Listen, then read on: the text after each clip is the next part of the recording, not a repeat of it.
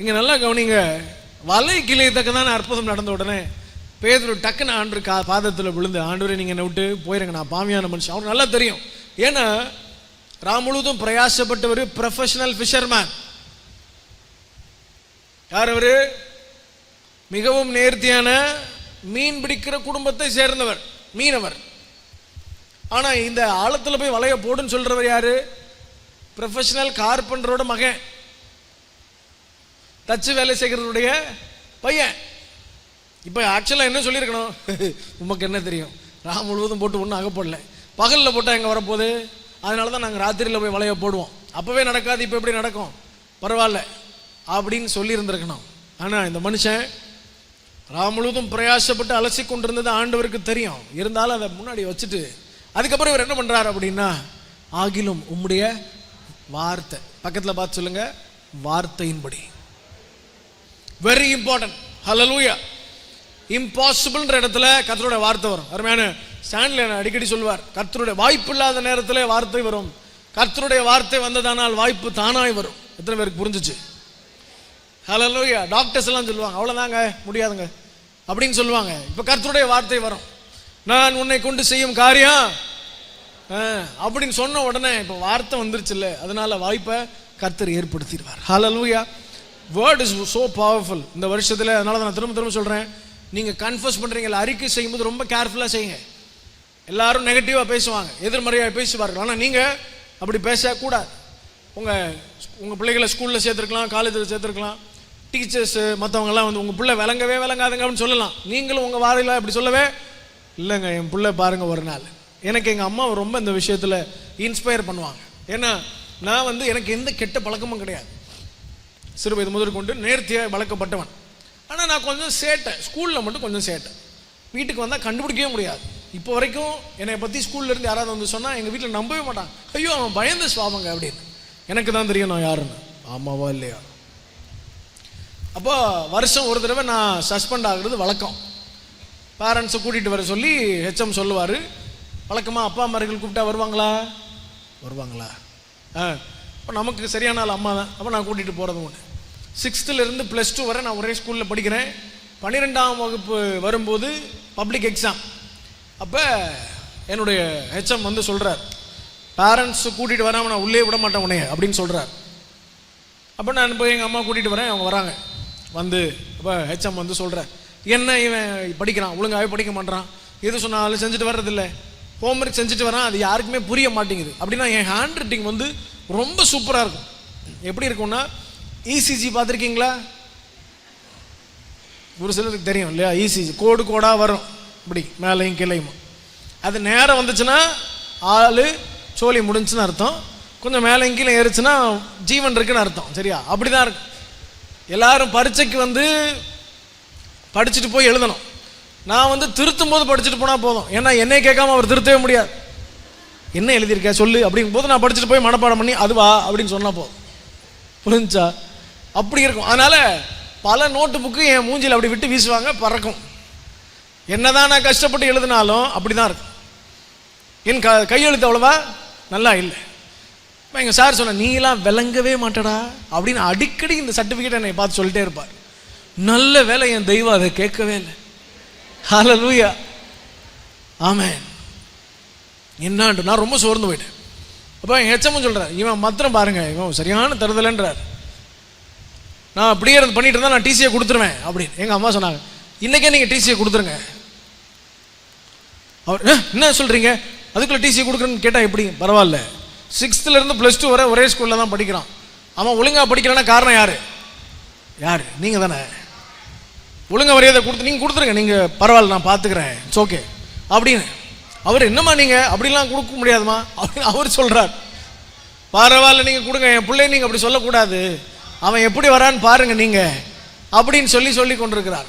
இப்போ விஷயம் என்ன அப்படின்னா, நல்ல ஒரு விஷயத்தை கவனிங்க. என்னை பார்த்து ஒரு சார் இருக்காரு, அவர் அடிக்கடி சொல்லுகிற ஒரு வார்த்தை என்ன அப்படின்னா, அடிக்கடி சொல்லுகிற வார்த்தை, நீ வந்து விளங்க மாட்டேடான்னு அடிக்கடி சொல்லிகிட்டே இருப்பார். எனக்கு அது வந்து ஆச்சரியமாக இருக்கும். என்னடா அந்த மனுஷன் நம்மளை பார்த்து அடிக்கடி சொல்லிட்டே இருக்கிறாரு. நாட்கள் ஆனது, சில வருஷங்கள் ஆனது. ரீசெண்டாக என்னுடைய திருமணத்திற்கு ஒரு 6 மாதம் நினைக்கிறேன், அதுக்கு முன்பதாக ஒரு திருமணத்திற்காக நான் போயிருக்கும் போது அதே சார் வாத்தியார் வர்றார். அவர் வந்து அந்த திருமணத்தை நடத்தி வைக்கிறதுக்காக நானும் இன்னொரு பாஸ்டரும் போயிருக்கிறோம். நான் இப்போ ஆராதனையெல்லாம் அவர் தான் சால்மனைஸ் பண்ணுறாரு. ஆராதனையும் பிரசங்கமும் நான் செய்கிறேன். எல்லாம் முடிந்து விட்டது. முடிஞ்சு இப்படி கீழே இறங்கும்போது அவர் வந்தார். வயசாகிடுச்சு, நல்ல வயசாகிடுச்சு. வந்தார். வந்து, ஐயா நீங்கள் எங்கே இருக்கீங்க, ஒரு பாட்டு பாடினீங்க பாருங்கள், என் இருதயமே அப்படியே ஆண்டர்கிட்டே போய், அவர் ஆர்சி ஆண்டர்கிட்டே போயிடுச்சு. ரொம்ப சந்தோஷம், ஆறுதலாக இருக்குது. நீங்கள் எந்த ஊர்?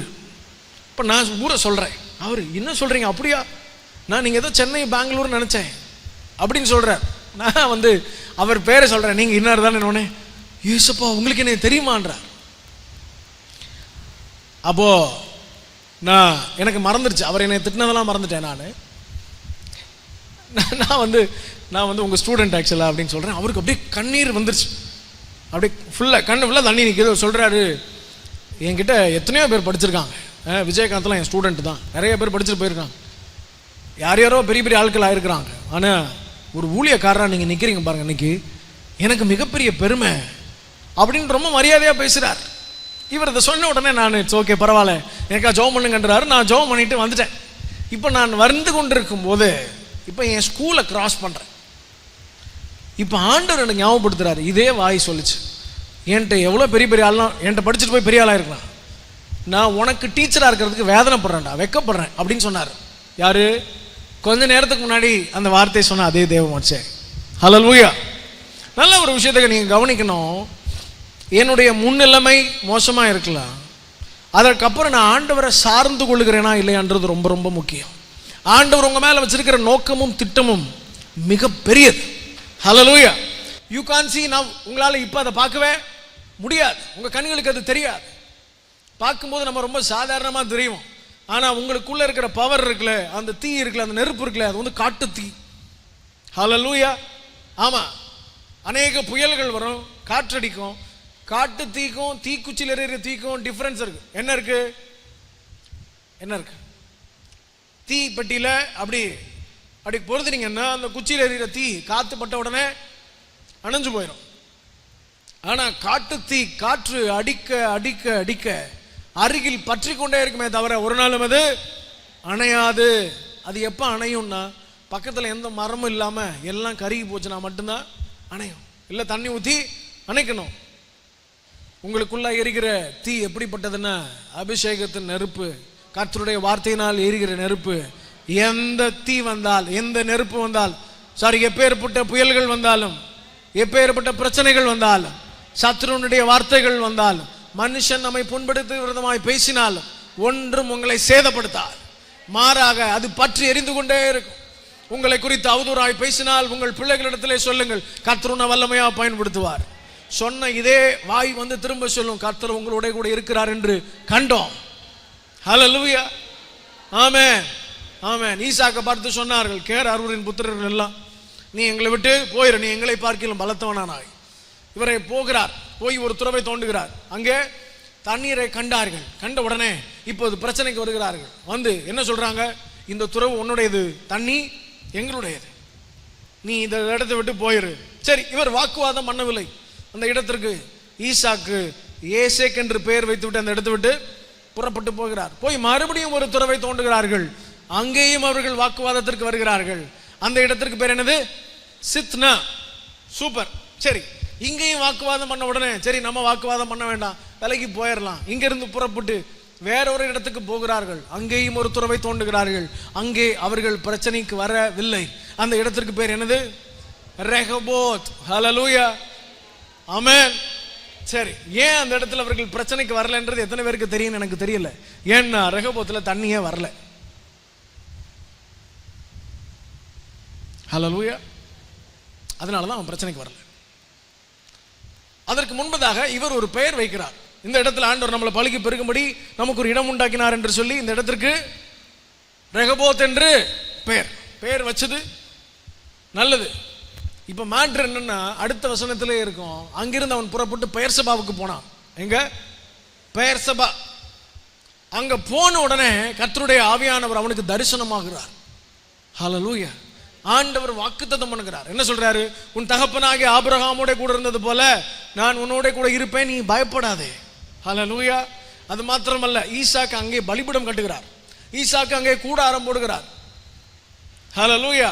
ஆமா, ரெகோபோத்தின் காலங்கள் உங்கள் வாழ்க்கையில முடிந்து இனி நீங்கள் பெயர்சபாவுக்குள்ளாய் கர்த்தர் திருச்சபை இழுத்து கொண்டு போகிற காலங்கள் வரப்போகிறது. ஒரு ஆமென் சொல்லுங்களேன். அதாவது வாக்குவாதத்தின் நாட்கள் முடிந்து போச்சு, கம்ஃபர்டான லைஃப் போதும் ஆண்டவரே இது அப்படி நீங்க ஒருவேளை நினைப்பீங்கன்னா, நோ, இதற்கப்புறம் ஆண்டவர் உங்களை பெயர்சபாவுக்கு எடுத்துக்கொண்டு போக போகிறார். நாட் ஓன்லி ரெகோபோத்தின் நாட்கள் போதும், இதற்கப்புறம் உங்களை அடுத்த லெவலுக்கு ஆண்டவர் கொண்டு போக போகிறார். அந்த இடம் தான் என்னது சொல்லுங்க, வாய்களை திறந்து சொல்லுங்க, பெயர்சபா. ஹல்லேலூயா. ஆமென்.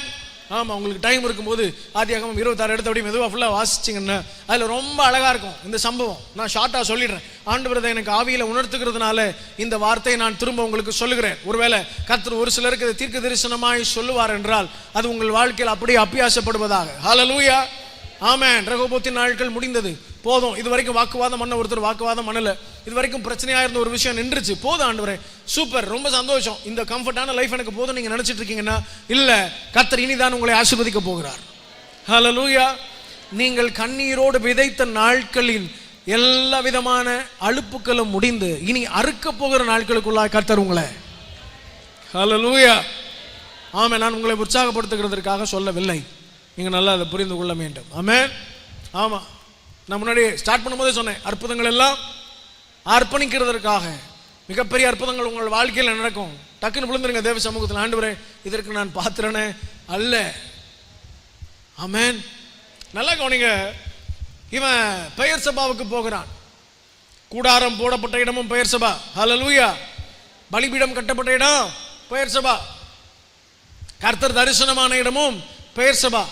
கர்த்தர் வாக்குத்தத்தம் பண்ண இடமும் பெயர் சபா. அது மாத்திரமல்ல, எதிராளிகள் ஏற்கனவே பிரச்சனை பண்ணாங்கல்ல, இந்த கூட்டம் எல்லாம் வருது, வந்து என்ன சொல்லுது அப்படின்னா, ஐயா நீ கர்த்தரால் ஆசீர்வதிக்கப்பட்டவராமே, கர்த்தர் உம்மோட கூட இருக்கிறார் என்று கண்டோம் என்று சொல்லுகிறார்கள். ஹல்லேலூயா. ஆனா அவர்கள் சொல்லுகிறதுக்கு முன்பதாக அவர்கள் தூரத்தில் வருகிறத ஈசாக்கு பார்த்துட்டு கொஞ்சம் அவசரப்பட்டு, இதுவரைக்கும் வாக்குவாதம் பண்ணாத ஆளு முதல் முறையா வாயை திறந்து சொல்லிட்டான், ஆமா நான் பாட்டுக்கு அமைதியாக தானே போயிட்டு இருக்கிறேன், நீங்க சும்மா இருக்க வேண்டியது தானே, எதனை வேதனைப்படுத்துகிறதுக்கு அங்கிருந்து இங்க வந்தீங்க அப்படின்னு சொல்லும் போதுதான் அவர்கள் சொல்லுகிறார்கள், நாங்கள் உம்மோட கூட உடன்படிக்கை பண்ண வந்திருக்கிறோம், நீ என்ன, நீ கர்த்தரால ஆசீர்வதிக்கப்பட்டவன். ஹல்லேலூயா. இந்த வருஷத்துல எதிராளிகளும் உங்கள் சார்பில் வந்து நின்று கர்த்தர் உங்கள் பட்சத்தில் இருக்கிறார் என்று சொல்லுவார்கள். உங்ககிட்ட போய் சொன்ன பாருங்க, நல்ல ஒரு ஆமென் சொல்லுங்க பாப்போம். ஹல்லேலூயா. எஸ், ஆமென். அது மாத்திரமல்ல, இதுல முக்கியமான மேட்டர் என்ன அப்படின்னா, இவர்கள் ஒப்புரவாகிறதுக்கு முன்பதாக ஒரு வசனம் இருக்கும். ஈசாக்கின் வேலைக்காரர்கள் மேய்ப்பர்கள் என்ன பண்றாங்கன்னா, அவர்கள் ஒரு துறவை தோண்டினார்கள் அப்படின்னு இருக்கும். இந்த ஒப்புரவு காரியங்கள் எல்லாம் முடிந்ததற்கு அப்புறம் துறவு தோண்டின செய்தியை வந்து இவர்கள் ஈசாக்குக்கு சொல்லுகிறார்கள். என்ன சொல்கிறார்கள்? நாங்கள் ஒரு துறவை தோண்டினோம், அங்கே என்ன கண்டோம், தண்ணீரை கண்டோம் அப்படின்றாங்க. இப்ப ஈசாக்கு அந்த இடத்துக்கு போகிறார், போய் அந்த இடத்துக்கு ஒரு அழகான பெயர் வைக்கிறார். அந்த பெயர் என்னன்னா, தெரிந்தவர்கள் சொல்லுங்க பாப்போம், சொல்லுங்க. சேபா. அந்த கிணற்றுக்கு பேர் என்னது? சேபா, துறவு. இதுக்கப்புறம் அவங்க பொண்ணுக்கு சீபான் பேர் வைக்கிறதுக்கு பதிலாக சேபான் வைங்க, பிரயோஜனமா இருக்கும். ஹல்லேலூயா. ஆமென். நிறைய நம்ம ரெகோபோத்தையே பிடிச்சி தொங்கிட்டு இருக்கிறதுனால அடுத்து என்னன்னே தெரியல. ஆமா தானே? Lot of people don't know that ரெகோபோத்தில் தண்ணி வரலை. ஃபார் யுவர் கைண்ட் இன்ஃபர்மேஷன், தயவா எடுத்து அதான் வசனத்தை பிரசங்கத்தோட நிறுத்திடாம தியானிக்க வேணும், சூ பண்ணிட்டே இருக்கணும். ஆண்டவர் உள்ள இருந்து அப்படி வெளிப்படுத்துவார். தீர்க்க தரிசனமா ரேமாக்களை ஆண்டவர் பேசுவார். உன் வாழ்க்கையில் நான் என்ன செய்ய போகிறேன் அப்படின்றத ஒரு வசனம் தான். எத்தனையோ பிரசங்கங்கள், எத்தனையோ ஊழியக்காரர்கள் விதவிதமாக பிரசங்கிக்கிறார்கள். நான் இங்க இருந்து ஒரு வார்த்தையை பேசிட்டு இருப்பேன், சர்ச்சில் 1000 பேர் இருந்தால் 1000 பேருக்கு 1000 விதமா அது புரிந்து கொண்டிருக்கும். ஆமா தானே? 1000 விதமா கர்த்தர் பேசி கொண்டிருப்பார். வேற எந்த புத்தகத்திலும் இருக்கிற வார்த்தைகளும் இப்படி போய் சேராது. ஒரே நேரத்தில் எல்லாரிடத்திலையும் பேசுகிற வார்த்தை ஜீவனுள்ள தேவனுடைய வார்த்தை. ஹல்லேலூயா. ஆமாவா இல்லையா? ஆமாவா இல்லையா? ஆமே. கர்த்தர் உங்களை ஆசீர்வதிப்பாராக. இந்த லாங் வெயிட் உங்களுக்கு முடிஞ்சு, அநேக நாள் காத்திருந்த காத்திருப்புகள் ஓய்ந்து போனது. ஆமென். ஆமா, இதுவரைக்கும் நீங்க அலசி கொண்டிருக்கலாம். இனி அற்புதங்களை காணுகிற நாட்களுக்குள்ளாய் கர்த்தர் உங்களையும் உங்கள் குடும்பங்களையும் நடத்துவாராக. ஹல்லேலூயா. ஆனால் அந்த அற்புதங்கள் பின்பதாக நீங்கள் ஒரு நாளும் போய்விடவே வேண்டாம். ஏன்னா அதெல்லாம் டெஸ்ட் தான். ஆமென். இந்த காரியங்கள் ரொம்ப அழகாக முடியும். இந்த முடிவை மாத்திரம் நான் உங்களுக்கு சொல்லி நாம் எல்லாம் சேர்ந்து ஜெபிக்க போகிறோம். எப்போவுமே ஒரு பிரசங்கத்தை கேட்கிறது, அதாவது பிரசங்கிக்கிறது ரொம்ப ஈஸி என்னை பொறுத்த வரைக்கும். அப்படியே தூங்கிக்கிட்டே கேட்குறது அதை விட ரொம்ப ஈஸி. உங்களை சொல்ல நீங்கள் நல்லா உற்சாகமாக கேட்குறீங்க, ஆனால் அதன்படி தங்களுடைய வாழ்க்கையில் நடக்கிறது ரொம்ப ரொம்ப ரொம்ப ரொம்ப கஷ்டம். நான் என் மனைவிட்ட அடிக்கடி சொல்லுவேன், ஒரு பிரசங்கத்தை பிரசங்கிக்கிறதுக்காக எடுத்துகிட்டு போக வேண்டாம், அதை எடுத்துருவோம், நம்ம வாழ்க்கையில் அதை அபியாசப்படுத்துவோம், நம்மளால் செய்ய முடியும்னா செஞ்சுட்டு அதுக்கப்புறம் அதை பிரசங்கிப்போம். நம்ம ஒன்று செய்யாமல் எல்லாரையும் செய்யுங்கன்னு சொல்லவே வேண்டாம், அந்த பிரசங்கம் விருதாவாக இருக்கும். இதை நான் அடிக்கடி சொல்கிறது உண்டு. எப்போ நாங்கள் இதை ஜெபம் பண்ணி அதெல்லாம் எங்கள் வாழ்க்கையில் அப்ளை பண்ணதுக்கப்புறம் வந்து பேச ஆரம்பித்தோமோ அப்பொழுது இருந்து அது கிரியை செய்ய தொடங்கினது. ஹல்லேலூயா, ஆமென். ஆமாம், நான் ஒருபோதும் பிரசங்கத்திற்காக வேதத்தை வாசித்ததே இல்லை. நான் வாசிப்பேன், ஆண்டவரின் இடத்துல பேசுவார். கர்த்தரின் இடத்துல பேசுகிறார் என்றால் நான் உங்களிடத்துல பேசுவேன். ஒருவேளை கர்த்தர் பேசவில்லை என்றால் மனைவி இருக்கிறார்கள், தயவு செஞ்சு என்னை விட அடிக்கடி ஆண்டவர் யார்கிட்ட தான் அதிகமாக பேசுகிறார். என்கிட்ட மட்டும் இல்லை, என் ஃப்ரெண்ட்ஸில் பாஸ்டர்ஸ்டையும் கேட்குறேன், என்னையா ஆண்டவர் உங்கள்கிட்ட பேசுகிறார், எங்கே என் பொண்ணு தான் பேசுகிறார், என்கிட்ட பேச மாட்டேறேன்.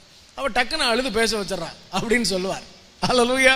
ஆமாம், 6 நாட்களில் திருமணமான முதல் வருஷம் நினைக்கிறேன், நாங்கள் நிறையா ட்ராவல் பண்ணுறது உண்டு. அப்போது பஸ்ஸில் போய் கொண்டிருக்கும்போது இங்கே தான் நாகர்கோவில் தான் வந்துட்டுருக்குறோம்.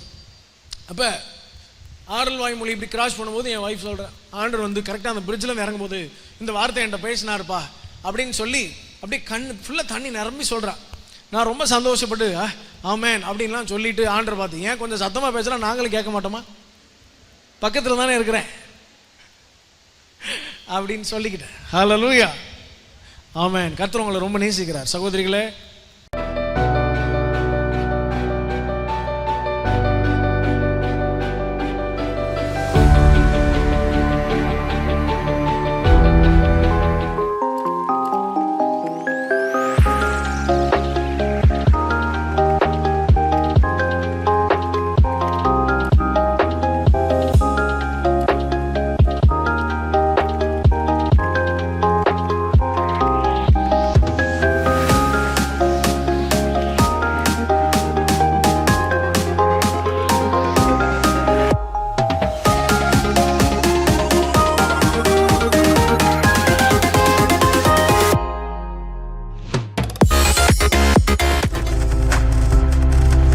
நீங்கள் பார்த்துக் கொண்டிருப்பது உங்கள் ஜாய் டிவி. உங்கள் துக்கம் சந்தோஷமாய் மாறும்.